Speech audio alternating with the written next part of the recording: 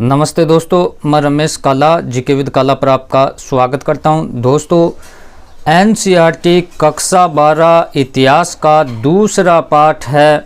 New syllabus के according बिल्कुल नया वीडियो। राजा, किसान, नगर, आरंभिक राज्य और अर्थव्यवस्थाएं। लगभग 600 ईस्वी पूर्व से 600 ईस्वी की इसमें हम बात करेंगे दोस्तों। तो इसमें जो भी महत्वपूर्ण प्रश्न, छोटे बड़े, जो भी बोर्ड एग्ज़ाम 2022 के लिए बनेंगे, सभी को शामिल किया। आप देखोगे तो आपको खुद पता लग जाएगा कि कैसे ये नोट्स इनको बेहतरीन तरीके से तैयार किए गए हैं। तो कि कक्षा 12 हिस्ट्री का पहला पार्ट हमने देखा था, इंटे, मनके तथा अस्थियाँ। उसमें हमने सिंधु सभ्यता की बात की थी कि पूरी डिटेल से उसको पढ़ लिया था। उसके बाद में वैदिक सभ्यता हमारे नहीं है और मौर्य और आपके बौद्ध और जैन धर्म से संबंधित भी बीच में कुछ खास नहीं है, डायरेक्ट है। वो आप मान सकते हैं कि 600 ईस्वी पूर्व से 600 ईस्वी तक लाने में उपमहाद्वीप का किस प्रकार से विकास हुआ। इसमें वर्तमान की बात करें हम तो इसमें भारत, पाकिस्तान, बलूचिस्तान, नेपाल, भूटान, म्यांमार, श्रीलंका ये उपमहाद्वीप वाले क्षेत्र में आते हैं। ज्योग्राफी में डिटेल से हम पढ़ेंगे क्या उपमहाद्वीप होता है, कौन कौन से क्षेत्र इसमें शामिल होते हैं, जैसे प्रायद्वीप, महाद्वीप, उपमहाद्वीप, वो ज्योग्राफी का मैटर है। इसमें स्पेशली बताया गया है मौर्य साम्राज्य। मौर्य साम्राज्य, थोड़ा सा गुप्त साम्राज्य के बारे में भी बताया गया है। तो डिटेल से उपमहाद्वीप के विभिन्न भागों में विकास किस प्रकार से होता है कि हड़प्पा सभ्यता के बाद 1500 वर्षों के दौरान उपमहाद्वीप के विभिन्न भागों में कई प्रकार के विकास हुए। इस वेद में ऋग्वेद की भी रचना हुई। ऋग्वेद की रचना कैसे? क्योंकि सिंधु सभ्यता के बाद वैदिक सभ्यता का भी विकास होता है जिसमें ऋग्वेद की रचना होती है। नए परिवर्तन कौन कौन से होते हैं उनको अगर हम देखें तो ईसा पूर्व 6ठी शताब्दी में नए परिवर्तनों के प्रमाण मिलते हैं। इस युग में आरंभिक राज्यों कौन कौन से? देखो, आरंभिक राज्यों, साम्राज्यों, रजवाड़ों का विकास हुआ। संपूर्ण महाद्वीप में नए नगरों का उदय हुआ। अब महत्वपूर्ण चीज शुरू हो जाती है। यहाँ से आपको समझना होगा कि विकास की जानकारी, उस समय विकास हुआ, उस विकास की जानकारी हमें कैसे मिलती है? तो अभिलेखों से, ग्रंथों से, सिक्कों से, चित्रों से इस युग में हुए विकास की जानकारी हमें मिलती है। क्योंकि उस समय जाकर हम रिवर्स होकर वापस जा तो नहीं सकते कि उस समय के काल को हम देख कर आ जाएं, लेकिन उस समय मिले जो अभिलेख, उस समय मिले जो ग्रंथ, उस समय के सिक्के, चित्र, उससे पता लगता है कि विकास कैसे क्या हुआ। अब देखो, इस काल में बौद्ध, जैन जैसे दार्शनिकों का भी विकास हुआ, लोहे का भी विकास हुआ। अब इन चीज़ों का विकास होने के बाद मैंने कहा कि अभिलेखों से, सिक्कों से पता चलता है। तो सबसे पहली चीज़ तो यही है कि अभिलेख होते क्या हैं। अभिलेख उन्हें कहते हैं, छोटा प्रश्न पूछा जाएगा, महत्वपूर्ण है। अभिलेख उन्हें कहते हैं जो पत्थर, धातु या मिट्टी के बर्तन जैसी कठोर सतह पर खुदे होते हैं। किसे कहते हैं? कि पत्थर, धातु या मिट्टी के बर्तन जैसी कठोर सतह पर खुदे हुए होते हैं। अभिलेखों में उन लोगों की उपलब्धियां और उल्लेख होता है, उन्हें वो बनवाते हैं। देखो, पत्थर होता है, कोई धातु होता है, उस पर लेख लिखवा दिया जाता है। उस समय के जो उस पर लिखाता है उसकी उपलब्धियां उस पर लिखी होती है, जिससे हमें वो फिर जब खुदाई में पता लगता है या धरोहर के रूप में उसे रखा जाता है तब पता लगता है, तो हमें समझ में आ जाता है कि उस समय का काल कैसे क्या रहा होगा। अभिलेख अधिकतर प्राकृत भाषा में लिखे जाते थे। अब आपसे पूछ लिया जाए कि अभिलेख किस भाषा में लिखे जाते थे, तो आपका उत्तर क्या होगा दोस्तों? प्राकृत भाषा में। अब जनपद क्या होता है? जनपद भी महत्वपूर्ण है। तो जनपद, देखो, जनपद, जन मतलब लोग, पद मतलब पैर, जहाँ लोग पैर रखते हैं, जहाँ लोग बसते हैं, जहाँ निवास करते हैं, वहाँ जनपद हो गया। तो जनपद का अभिप्राय उस भूखंड से है जहाँ कोई जन, लोग या कुल या जनजाति अपना पांव रखता है अथवा बस जाता है। बस्ती को ही जनपद कहते हैं। उसके बाद में जनपद, जनपद से बड़ा महाजनपद, है ना। तो उस समय 16 महाजनपद थे। कितने थे? 16 महाजनपद थे। 6ठी शताब्दी ईस्वी पूर्व में भारत में 16 महाजनपद थे। तो बौद्ध और जैन धर्म के ग्रंथों में 16 महाजनपदों का उल्लेख है। अब यहाँ ये हमें देखना है कि 16 महाजनपद कौन कौन से थे। तो इसमें आपको लिखना होगा वज्जी, मगध, कौशल, कुरु, पांचाल, गांधार, अवंती, अंग, काशी, मल, चेदी, वत्स, मत्स्य और सूरसेन। इन 16 का नाम आपको याद रखना है, अश्मक और कंबोज। 16 हो गए। महाजनपद की विशेषताएं क्या होती थी? तो आप देखो, अधिकांश महाजनपद जनपदों पर राजा का शासन होता था। प्रत्येक महाजनपदों की एक राजधानी होती थी जिसे चारों तरफ से किले से घेरा जाता था। देखो, राजा का शासन होता था और उसकी राजधानी होती थी, उसके चारों ओर दुर्ग बनाए जाते थे, किलेबंदी की जाती थी। महाजनपद को गण व संघों में बांटा जाता था, है ना। अलग अलग महाजनपद जैसे गांव वगैरह छोटे छोटे पार्टों में इसको बांटा जाता था।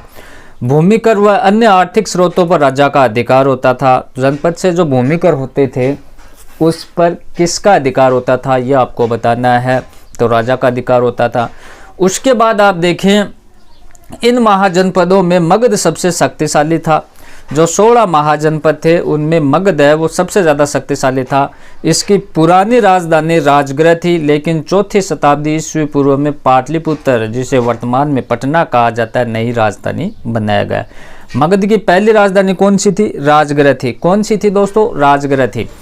अब मगध महाजनपद के शक्तिशाली होने के क्या कारण थे? देखो, इसने कह दिया कि मगध महाजनपद है वो सबसे ज़्यादा शक्तिशाली है, तो इसके शक्तिशाली होने के कारण क्या थे वो आपको बताना है। तो पहला कारण आप लिखोगे, क्या लिखोगे? मगध 3 ओर से पहाड़ियों से घिरा हुआ था। कितनी ओर से? 3 ओर से। मगध क्षेत्र में खेती की उपज बहुत अच्छी होती थी, खेती बहुत अच्छी होती थी, और मगध में लोहे की खान उपलब्ध थी, जिसके कारण आसानी से औजार व हथियार बनाए जाते थे। सेना का मजबूत बनाने के लिए मगध के जंगलों में हाथी उपलब्ध थे। गंगा और उसकी सहायक नदियों से आवागमन सस्ता व सुलभ होता था। बिंबिसार अजात शत्रु की नीतियां मगध के विकास के लिए उत्तरदायी थी। ये पॉइंट आपको मगध के शक्तिशाली होने के लिखने। अब मौर्य साम्राज्य के बारे में जानकारी के प्रमुख स्रोत, यहाँ से महत्वपूर्ण फैक्ट है वो शुरू हो जाते हैं कि मौर्य साम्राज्य के जानकारी के प्रमुख स्रोत कौन कौन से, ये आपको बताना है। तो पहला है चाणक्य का अर्थशास्त्र। देखो, एक ही व्यक्ति के नाम है चाणक्य, कौटिल्य और विष्णुगुप्त। यह चंद्रगुप्त मौर्य का प्रधानमंत्री था। कौन? चाणक्य, कौटिल्य या विष्णुगुप्त। तो इसका कुटिल गोत्र होने के कारण कौटिल्य कहलाया, चाणक्यग्राम होने के कारण चाणक्य कहलाया। ये क्या था? चंद्रगुप्त मौर्य का प्रधानमंत्री था। जब नंद वंश का अंतिम शासक घनानंद उसका अपमान करता है कौटिल्य का, तो आप देखोगे कि कौटिल्य की जो चोटी है ना वो खुली हुई मिलेगी। उसमें बताया जाता है, हम पास तो थे नहीं, कि नंद वंश का अंतिम शासक उसको लात मारकर पैरों से उसे घसीट कर बाहर फेंक देते हैं, तो उसकी चोटियाँ खुल जाती है। तो वो कहता है कि जब तक मैं तेरा पतन नहीं कर दूंगा तब तक ये चोटी बांधूंगा नहीं। तो फिर वो चंद्रगुप्त मौर्य को तैयार करता है। एक बच्चा था चंद्रगुप्त मौर्य, उसको सैनिक हर प्रकार की विद्या देता है। उसके बाद में वो नंद वंश का जो अंतिम शासक था घनानंद, उसके ऊपर आक्रमण करवाता है। तो ये चीज़ें हम देखेंगे। तो इसने अर्थशास्त्र पुस्तक में मौर्य साम्राज्य की राजनीतिक व्यवस्था, आर्थिक स्थिति, दंड व्यवस्था, प्रशासनिक व्यवस्था के बारे में जानकारी मिलती है। किस में मिलती है रे? चंद्रगुप्त मौर्य का जो प्रधानमंत्री था कौटिल्य, उसकी पुस्तक थी कौन सी? अर्थशास्त्र में। मेगस्थनीज की इंडिका थी। इंडिका पुस्तक के लेखक मेगस्थनीज है। इस पुस्तक के चंद्रगुप्त मौर्य व उत्तराधिकारी के शासन।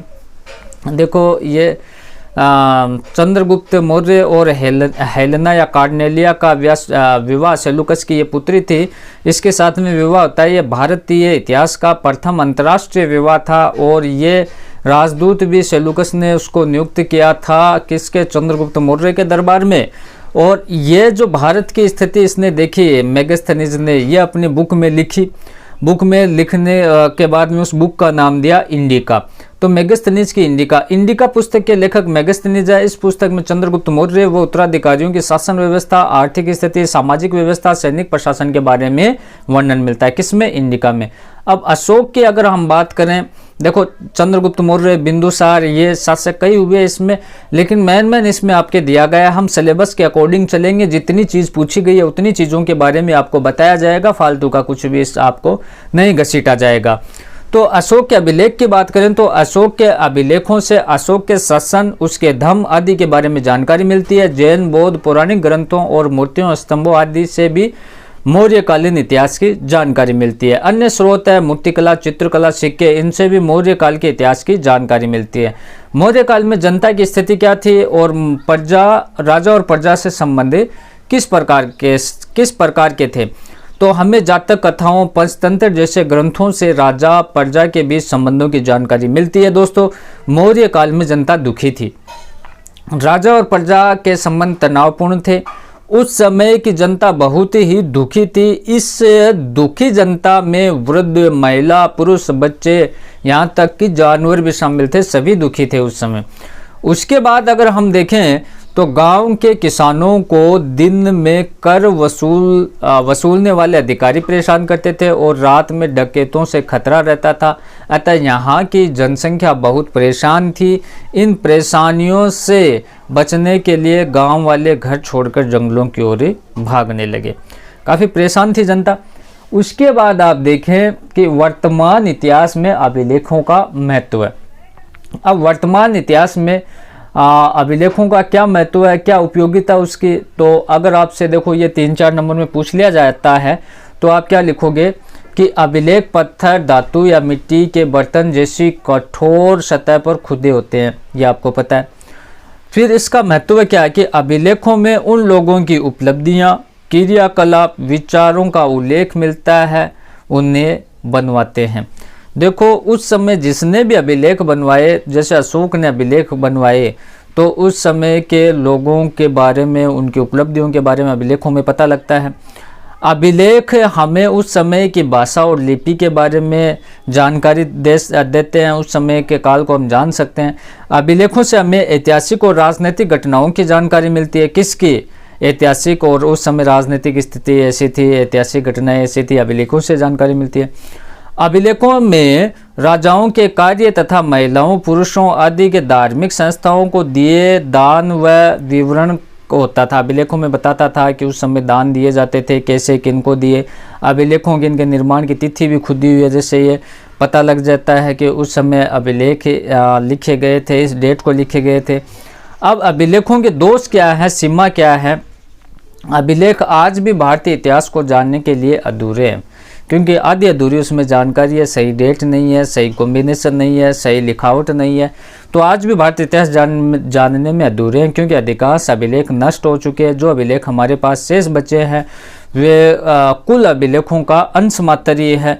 अभिलेख केवल उन्हीं लोगों की जानकारी देते हैं जिन्होंने अभिलेख लिखवाया, क्योंकि वो अपनी प्रशंसा करवाते थे, तो बाकी लोगों का पता नहीं रहता था, प्रजा कैसी है ये पता नहीं रहता था। अभिलेख में कुछ ऐसे स्थानीय शब्द हैं जिनका अर्थ नहीं निकाला जा सकता। अभिलेख को इतने हल्के हाथों से लिखा गया जिन्हें पढ़ पाना बहुत ही मुश्किल है। अभिलेखों में आम जनता का उल्लेख नहीं मिलता। अभिलेख में राजा अपनी अच्छाइयों को ही लिखवाता है, ये तो आपको ही पता है। कोई अपनी डायरी लिखेगा तो अपनी अच्छी अच्छी बातें लिखेगा, बुरी क्यों लिखेगा? तो अपनी अच्छाइयों को लिखवाते थे, राजा अपनी बुराइयों को नहीं लिखवाते थे। जो तथ्य आज हम महत्वपूर्ण मानते हैं, जरूरी नहीं कि वह उस समय भी तथ्य महत्वपूर्ण माना जाता था।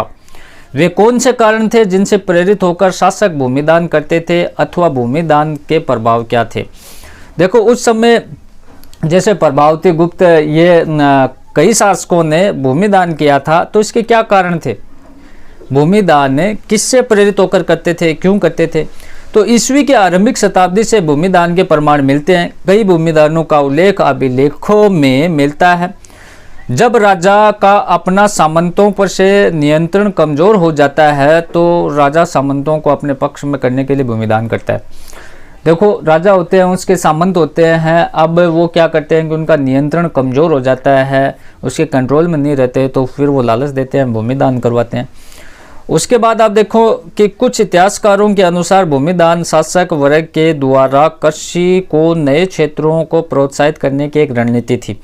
भूमिदान करते थे और भूमिदान करने के बाद में वहाँ पर कृषि करवाते थे और कृषि करवाते थे तो राज्य की आय बढ़ती थी। उसके बाद राजा खुद को अच्छा इंसान दिखाने के लिए भी भूमिदान करता था।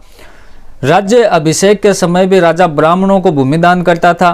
पुत्र की प्राप्ति होने पर भी राजा खुश होकर भूमिदान करता था। अब देखो 6ठी शताब्दी ईस्वी पूर्व से 6ठी शताब्दी ईस्वी तक के काल में किए जाने वाले भूमिदान कौन कौन से हैं?